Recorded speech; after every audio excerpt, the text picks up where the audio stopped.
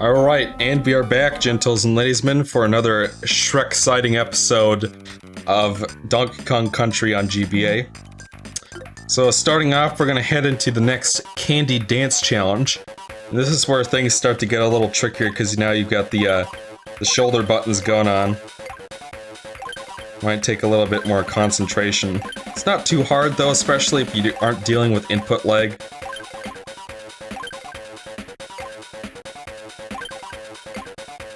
Oh boy.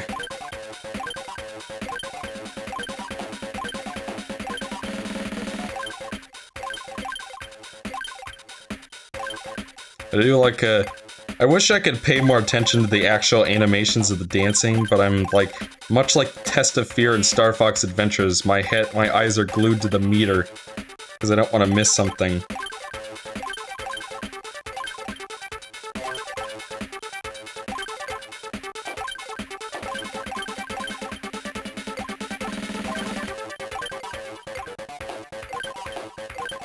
I'm glad that they bothered to put in a minigame for Candy Kong, because, you know, otherwise she'd be useless.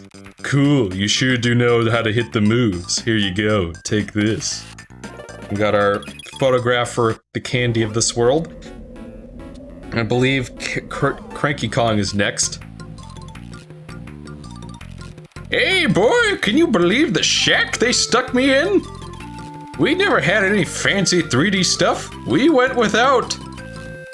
To get your wings, follow the flock in Ice Age Alley. Bounce a keg off a wall, then jump on it for a ride. After a while, crocodile, ho ho. I love that animation of him, like, yanking out his cane. One of my favorite things in the original when you visit Cranky is, sometimes he'll, like, there's this little animation of him, like, hitting Donkey Kong on the head with his cane, and he'll go like, ow, ow, ow. I thought it was cute. So, as Cranky's hint would suggest, and that's kind of an example of Cranky being, you know, Cranky hints shown up that are actually helpful for something. As you can see, actually, let me just double check something real quick. Yeah, it looks like the footage is fine. I have a bit of a complicated setup going on. Alright, head on down here. So there's another espresso right there, just in case, but if you're going after Kong letters, you're gonna wanna go that route anyway. Alright, here I recommend killing that mini necky before you jump, and then make sure you jump from the top of that hill, otherwise you're not gonna clear that little incline up there. Once again, make sure that you kill the mini necky first, because if you don't, you could very easily lose your espresso, and you don't want that. And because there is a bonus room that you will need this espresso for. Flap on over there. And remember, the hitbox for espresso only applies to his body, I think. So you can, oh boy. So you can feel pretty safe and standing over the clap traps. There you have another. And our bonus room is up here with the N letter. That means we gotta be careful not to die after this point, or we could be in for some... yeah. So that's that bonus barrel over there, and yeah. So what we were talking about for the last episode ended, and from here on out, it doesn't really matter if you have espresso or not, but he does make it some of the platforming a little easier. We got our Kong letters, so now we don't have to worry about those. And I managed to pull off a quick save there. Not a quick save as in like a quick save, as in a save that happened to be quick. We could have fallen into the pit, but yeah. Now we have Funky's Fishing to look forward to. Here's our next challenge here. Looking good, Kongs. Belt up, blast off, you're out of sight. Squidging time. Right, mate, this time you must catch as many squidges as you can within the time limit. I reckon 50 should be no problem. Get going. Record catch is 0 squidges. And I must say that squidge sounds like, interesting. It sounds like, I don't want to be not advertiser friendly, but it sounds like, an onomatopoeia for something that has the consistency of snot. That's all I'll say. It's very interesting name for these guys. It's supposed to be, you know, like squid, and like they look more like jellyfish than squid. Like they're squid shaped, but they have purple jellyfish things going on. Yeah, we do have to catch 50 of these, so you gotta be on your guard. I was talking about, you know, wanting to redo this, and it would basically be like maybe 5 minutes of some things I didn't mention before, some replies to some of the comments I got, maybe, and just me just sort of saying, like, me playing this on the Game Boy Player affected both how the footage looks and how the games play. So that's, and, you know, obviously playing it on the DS Capture is kind of giving me a second win, so to speak. So yeah. And then after that, I'd probably talk about the Game Boy games, you know, Donkey Kong Land and whatnot. And my guess is, I imagine that I'm gonna have a different experience playing them in an emulator. Just because there's no input lag, and we can do stuff with, like, the color palette and whatnot, so yeah. Well done, dude! Here, take this reward! There we go, and then we got more lives that we don't need, because this game is unplayably difficult, if you guys didn't know. Alright, so here we have Rope Bridge Rumble. And we have our Kremling going on over here. I believe there's a bonus barrel down and to the left. There's another interesting difference between versions, because, you know, obviously, at the SNES version, you have one set of camera instructions that are built around the 224 frame. But in this instance, we have a smaller frame and new camera and, you know, new viewport instructions that, you know, are tailored to this screen size. So that means that there's some bonus barrels in the original game that are, like, harder to get, or harder to see, rather, because of the way that the camera's angled. There'll be plenty of times where there'll be, like, a bonus barrel that's hidden just off screen, that you kind of have to already know about. With this version, they make them much easier to see, just because of the way the camera's oriented. I don't know if that was, like, a purposeful choice to make them easier to get, or just an accident of having changed the way that the camera works. I'm not sure. Bottom line, it's easier to see some of them, and I'm sure that if you played the original, you've probably noticed some of those instances. And speaking of changes, it looks like they definitely changed the color palette for this level. That's just kind of a weird thing that they do in these remakes, is for some of the repeat levels, they'll change the color palette. Like, obviously this is more like a blue one, which I guess fits Gorilla Glacier in a way, because, you know, it's supposed to be outside and cold and whatnot. If you can hang on to that Winky, it'll be much easier to get up to that bonus barrel by your lonesome. And I don't care about the little statues, so I'm gonna skip that for now. But, yeah, obviously, as you can see, and we have made it over. And that's that. And we'll move on, much like the Jeffersons, we'll be moving on up. So this here is Squawks, who is one of the most famous animal buddies. He's the only one you can't ride in this game, and the point of him is that he shines a light so that you can see in this level, and that's obviously something that's going to be a little bit different between versions, because, you know, obviously with the Game Boy, the original Game Boy Advance, once again, did not have a backlit screen. I do not know why it took Nintendo so fucking long to get a backlit screen going on with their handhelds. But obviously there's nothing that can be done about that post. It was not till the Game Boy Advance SP that we got a front-lit screen, and then there was a later version of the Game Boy Advance SP that had a backlit screen. And as for the Game Boy Micro, I don't know if it had screen lighting at all, but if I had to guess, probably. And then from then on, it just became a standard feature. But the thing is, the Game Gear had a backlit screen all the way back around the time that the original Game Boy was around. Like, I don't know, the Game Boy is kind of a shitty console, if I'm being honest. And, like, there are a couple games I like on it, like Super Mario Land 2, and I don't know why anybody would want to play the original version of Link's Awakening when the Game Boy Color version that's in color is an option. but I guess that's technically a good game for the system.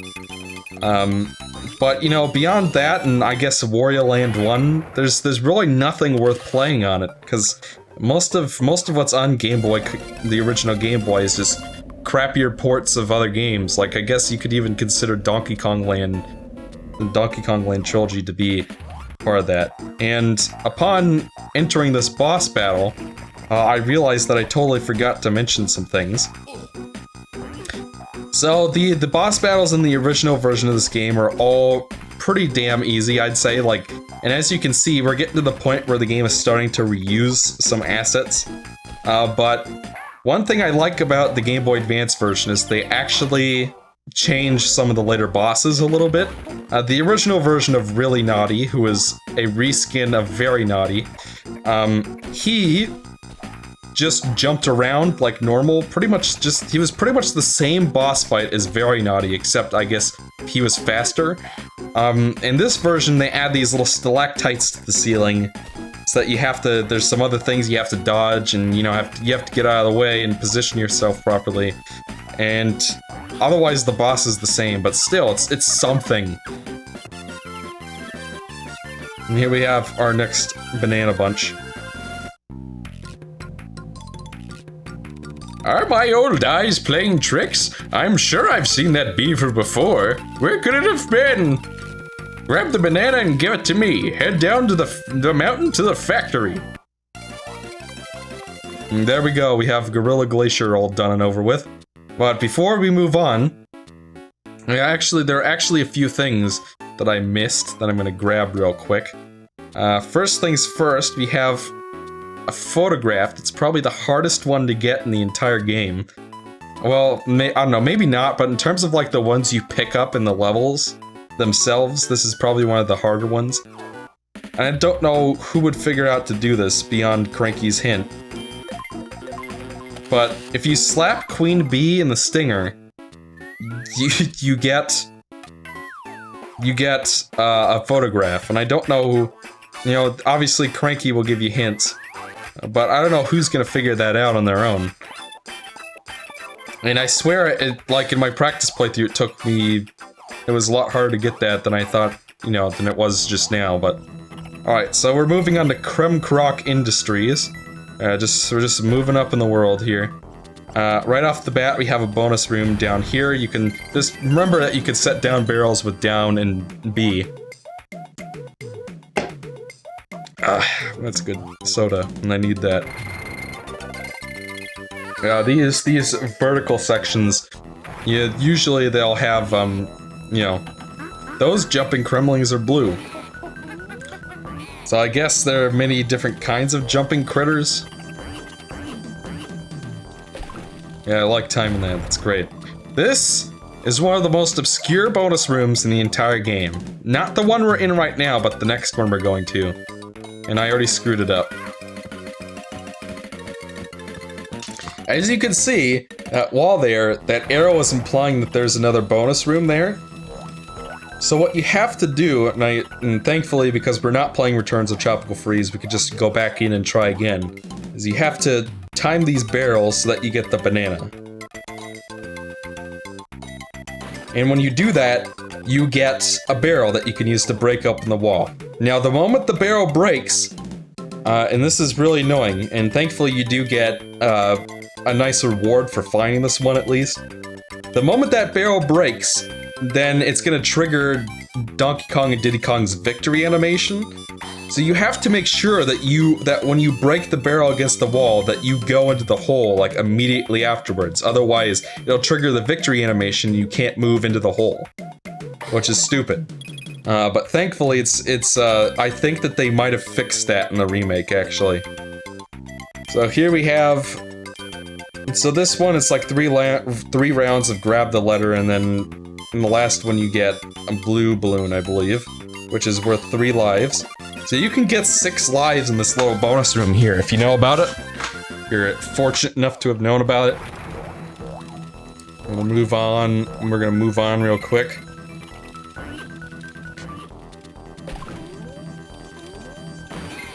I'll kill that critter real quick. And it's over here, and we'll Well, that is unfortunate. I needed that.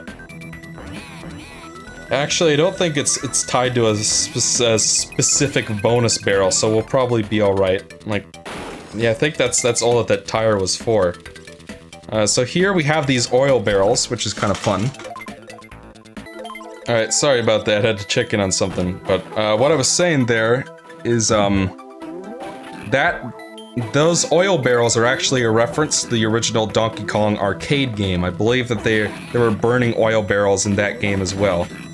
Let's see if I can't break that open. It's just a banana bunch. Now break in this wall over here, and you will find yourself another bonus barrel. And I think this one has a Kong letter in it, but I might be... yeah, there it is. So make sure you don't miss this one if you're going for scrapbook, but, you know, if you're going for scrapbook photos, you have to get all the bonus rooms in order to get them all. Well, Rambi, it was nice knowing you, but he is not a liability on, or I mean, he is absolutely a liability and not an asset when it comes to the platforming here.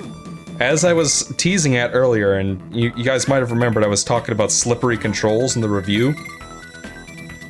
This is probably what I was thinking of the most, is this level right here, Oil Drum Alley. There's an Ice Age alley and an Oil Drum Alley in this game.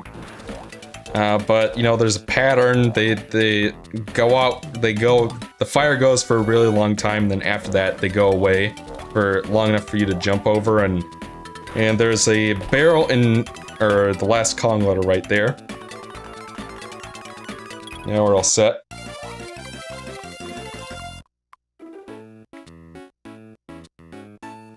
Yeah. But what was I talking about? But yeah, so in terms of control, what I was talking about, like slippery controls and whatnot, I think what I was really thinking of was that section right there. And as I was alluding to earlier in the playthrough in like episode 1, Rambi takes like way too long to stop moving after you like let go of the D-pad. He has more momentum to him than the Kongs do. The Kongs actually have no momentum whatsoever. Like, the moment you let go of the control pad, they just stop dead in their tracks. But, you know, Rambi's obviously different, so if you're trying to platform around in those tiny platforms, then you're gonna slip off very easily. So I recommend ditching Rambi the moment you get to those oil drums right there. But yeah. But I think we're actually gonna cut off the episode early here, because we made quite a bit of progress, and that last one was really long. So that's gonna be it for now. Join me in episode 6, I think, and we'll continue on with Kremkroc Industries.